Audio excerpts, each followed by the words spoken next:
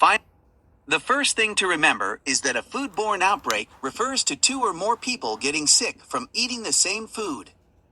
Special caution must be taken when serving high-risk populations who are more susceptible to foodborne illness.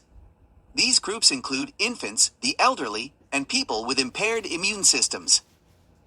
There are four main sources of food contamination: biological, chemical, physical, and cross-contamination.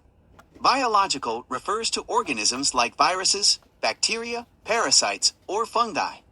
Chemical contamination can be caused by substances such as cleaners, sanitizers, or pesticides. Physical refers to objects such as band-aids, nails, hair, pieces of plastic, metal, or any foreign object. Cross-contamination refers to the transfer of germs from one food to another. To avoid cross-contamination, you should always adhere to the following practices. Wash your hands after handling raw foods. Avoid bare hand contact with ready-to-eat food. Use different colored cutting boards for different types of food. Sanitize equipment between uses, and always store raw foods below ready-to-eat foods. Sick employees should always report the following symptoms to their manager: vomiting, diarrhea, jaundice, sore throat with fever, and uncovered wounds. When it comes to personal hygiene, hands should be free of any jewelry. The only exception is a plain metal band. Bracelets and watches are prohibited. Other jewelry, such as earrings, is not recommended. Hair should be restrained. Fingernails should be short, clean, and free of nail polish.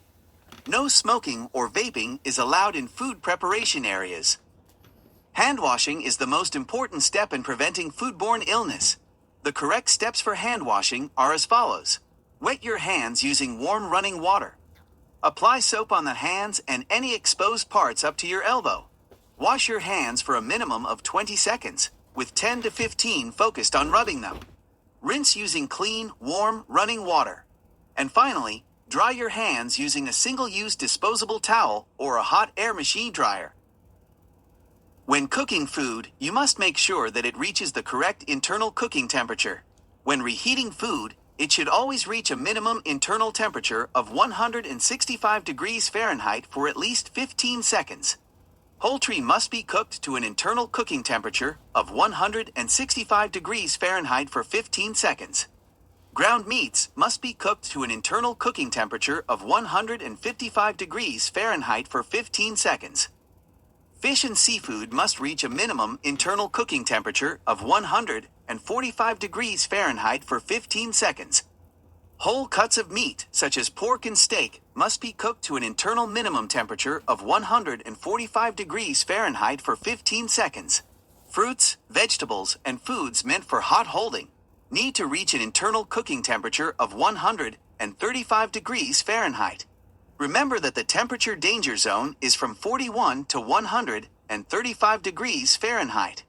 Cold foods must be refrigerated at a temperature of 41 degrees Fahrenheit or less.